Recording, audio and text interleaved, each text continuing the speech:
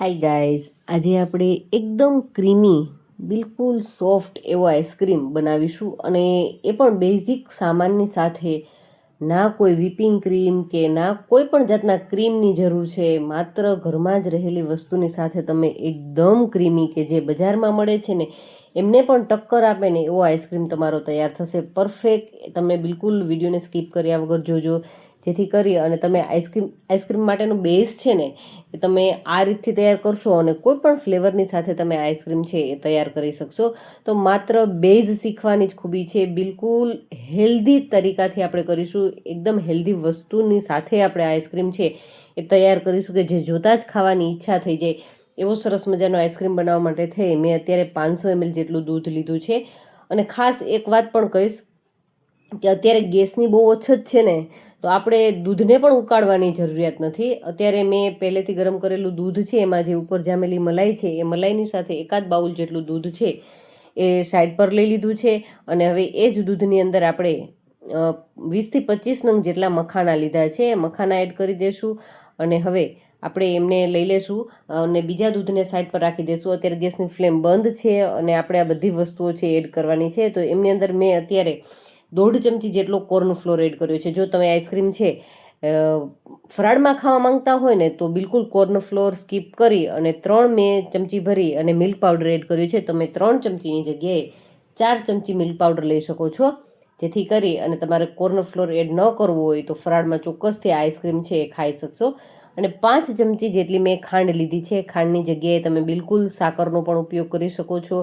અને આ બધી જ સામગ્રીને ગેસની ફ્લેમ બંધ જ છે અને એમની પહેલાં જ એમને સારી રીતે મિક્સ કરી લેવાનું છે. એકદમ સરસ એ લમ્સ ફ્રી થઈ જાય, બિલકુલ ગાંઠા ન રહે એની થોડીક કાળજી રાખવાની છે. એટલે સારી રીતે મિક્સ થઈ ગયા બાદ આપણે ગેસની ફ્લેમને ચાલુ કરવાની છે અને માત્ર ને માત્ર 2 થી 3 મિનિટ જ આપણે આ મિક્સચરને કૂક કરવાનું છે.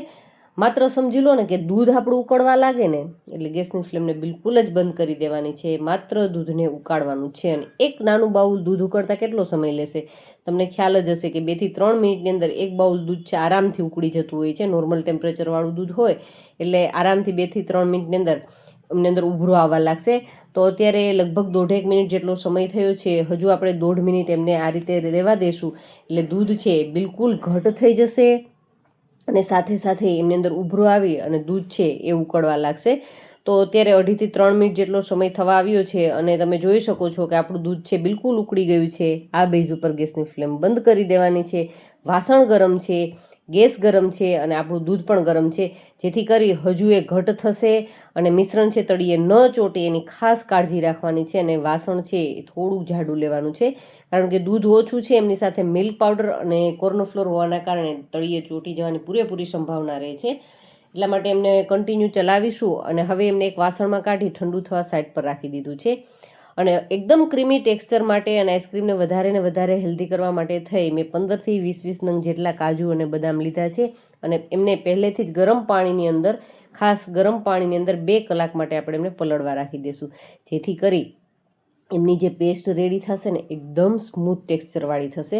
તો આમની અંદર આપણે થોડું આ રીતે 2 ચમચી જેટલું દૂધ છે એ ઉમેરતા જવાનું છે. શરૂઆતમાં બિલકુલ ઓછું દૂધ ઉમેરીશું અને એમને ઓછા દૂધની સાથે ક્રશ કરીશું, જેથી કરી અને એમની અંદર બદામનો કે કાજુનો છે કોઈ મોટો પાર્ટ ન રહે. અને થોડોક અત્યારે રહે તો કશો વાંધો નહીં.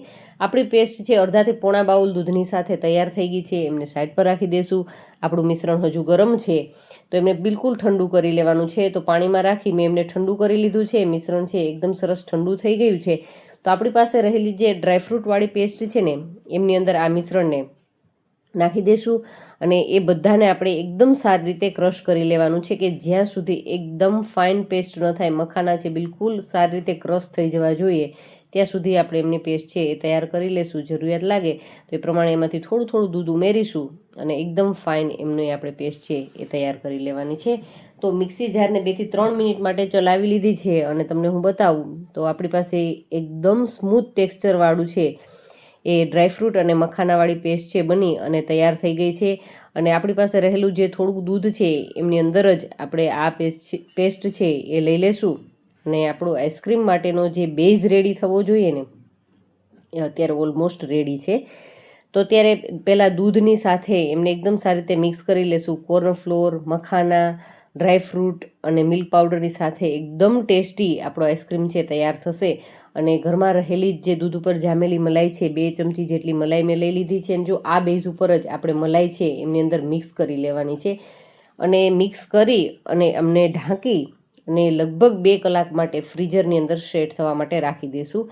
જેથી કરીને શું થશે કે આઈસ્ક્રીમની અંદર આઈસ ક્રિસ્ટલ થતા હોય છે. હું તમને આઈસ્ક્રીમનો જ્યારે રેડી થશે ને ત્યારે નજીકથી એકદમ બતાવીશ, તમને ખ્યાલ આવશે કે આપણો આઈસ્ક્રીમ કેટલો સોફ્ટ તૈયાર થશે. તો આ પ્રોસેસ ખાસ કરવી જરૂરી છે. 2 થી 3 કલાક માટે આઈસ્ક્રીમને ફ્રીઝરમાં સેટ થઈ જાય ત્યારબાદ એમને આપણે બ્લેન્ડર, મિક્સચર અથવા તો તમારી પાસે જો આ રીતે ઇલેક્ટ્રિક બીટર હોય તો ચોક્કસથી એમનો પણ ઉપયોગ કરી શકો છો. અધરવાઇઝ મિક્સર જારની અંદર તમે કરી અને મિક્સી ચલાવી લેશો ને તો પણ સેમ રિઝલ્ટ જ આવશે. તો આપણે આમને 2 થી 3 મિનિટ કન્ટિન્યુ આ રીતે ચલાવવાનું છે, જેથી કરી એમની અંદર સરસ એર ભળશે ને, જેમના કારણે આમની અંદર આઈસ્ક્રીમમાં ક્યારેય પણ આઈસ ક્રિસ્ટલ્સ નહીં આવે. અને ખાસ કે એમને કવરઅપ કરી અને કરીશું આપણે આઈસ્ક્રીમ સેટ, જેથી કરી અને બિલકુલ એમની અંદર એ પ્રોબ્લેમ નહીં થાય. થોડોક આઈસ્ક્રીમ બેઝ મેં સાઈડ પર રાખી દીધો, કારણ કે બધાને અમેરિકન ડ્રાયફ્રૂટ્સવાળું છે આઈસ્ક્રીમ પસંદ નથી, તો થોડું કાઢી લીધું છે. અને જે વધારાનું છે એમની અંદર આપણે ડ્રાયફ્રૂટ એડ કરી દઈશું, ચોકો ચિપ્સ છે અને આ ફ્રૂટ જેલી છે. તમે કોઈ પણ તમને મનગમતા આમની અંદર વસ્તુ એડ કરી શકો. અને આપણા આઈસ્ક્રીમ બેઝ રેડી છે, તો તમે એમને કોઈ પણ ફ્લેવરની સાથે રેડી કરવું હોય તો તમે એ કરી શકો છો.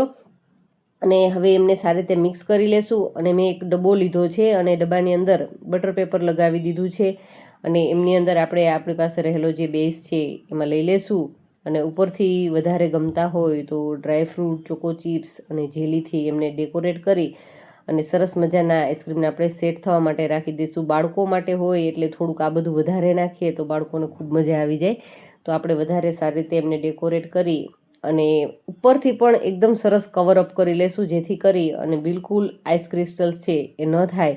ને આઈસ્ક્રીમ છે ને એકદમ બજાર જેવો જ. અને હું તો કહીશ કે તમે ટ્રાય ન કર્યો હોય ને આ રીતે, તો એકવાર જરૂરથી ટ્રાય કરજો. ટ્રાય કરશો ને તો જ તમને ખ્યાલ આવશે કે આ રીતનો ક્રીમ વગરનો આઈસ્ક્રીમ છે એ પણ પોસિબલ છે. વ્હીપિંગ ક્રીમની સાથે આપણે ઘણા બધા આઈસ્ક્રીમ ટ્રાય કર્યા જ હોય છે, એ રીતે બનાવતા જ હોય છે. પણ કોઈ વસ્તુ બજારેથી લાવવાની જરૂરિયાત નથી. ઓલમોસ્ટ વસ્તુ આપણા ઘરની અંદર અવેલેબલ હોય એવી જ વસ્તુની સાથે આપણો આઈસ્ક્રીમ છે એ સેટ થઈ ઓવરનાઇટ અને આવી ગયો છે. તો હું તમને અનમોલ્ડ કરી એમના પીસીસ કરીને પણ બતાવું. અને નજીકથી મેં તમને કીધું હતું ને, જો એકદમ નજીકથી બતાવું, એમની અંદર જે બબલ્સ દેખાય છે ને એના ઉપરથી તમને ખ્યાલ આવી જતો હોય છે કે આપણા આઈસ્ક્રીમની અંદર બિલકુલ જ બરફની કણીઓ જે જામતી હોય છે ને બિલકુલ જ જામી નથી. આ દેખાય ને એટલે સમજી લેવાનું કે પરફેક્ટ બજાર જેવો જ આપણો આઈસ્ક્રીમ છે બની અને તૈયાર થયો છે. તો એમને અનમોલ્ડ કરી લઈએ અને આપણે જે લગાવેલું બટર પેપર છે એ થોડું કાળજીપૂર્વક કાઢી લઈએ કે બિલકુલ એમની સાથે ચોટે નહીં, એમના પીસીસ રહી ન જાય. થોડું કાળજીપૂર્વક એમને કાઢી લઈએ અને એમના પીસીસ કરી અને ચેક કરી લઈએ કે આપણો આઈસ્ક્રીમ છે જોતાં જ ખરેખર ખાવાની ઈચ્છા થઈ જાય એવો છે કે નહીં. એ મને જરૂરથી કમેન્ટ કરજો. જે કોઈને જોતાં ખાવાની ઈચ્છા થઈ ગઈ હોય તો ચોક્કસથી મને યમ્મી લખી અને કમેન્ટ કરી શકો છો. એમના પીસીસ કરી અને આપણે ચેક કરીએ. નજીકથી હું તમને બતાવું કે કેટલો ક્રીમી છે, એકદમ સોફ્ટ છે અને ક્રીમ વગર પણ એકદમ ક્રીમી ટેક્સચર આવ્યું છે. અને થોડી વાર માટે આ રીતે જ રહેશે ને તો બિલકુલ આપણો આઈસ્ક્રીમ છે પીગળી જશે. જેવી રીતે બજારનો આઈસ્ક્રીમ છે એ ઝાઝી વાર માટે રહેતો નથી, એકદમ સરસ પીગળી જતો હોય છે. તો એવો જ આપણો આઈસ્ક્રીમ છે બની અને રેડી થઈ ગયો છે. તો મિત્રો, આજનો વિડીયો તમને કેવો લાગ્યો એ મારી સાથે ચોક્કસથી શેર કરજો. અને આ રીતે આઈસ્ક્રીમ ટ્રાય ન કર્યું હોય ને તમે તો એકવાર જરૂરથી મારા કહેવાથી ટ્રાય કરજો. આ ઉનાળો જાય ને એમની પહેલાં તમે તમારા માટે, તમારા ફેમિલી મેમ્બર્સ માટે આઈસ્ક્રીમ બનાવવાની ચોક્કસથી ટ્રાય કરજો. અને વિડીયો ગમ્યો તો વિડીયોને લાઇક કરી અને ચેનલને હજુ સુધી સબસ્ક્રાઈબ કરવાની બાકી હોય તો ચેનલને ચોક્કસથી સબસ્ક્રાઈબ કરી લેજો, કારણ કે હજુ તો ઉનાળાની શરૂઆત છે. ઘણું બધું આપણે અવનવું શીખવાનું જ છે અને શીખવા માટે થઈ અને ચેનલને સબસ્ક્રાઈબ કરવી બિલકુલ જરૂરી છે. Thank you for watching this videos.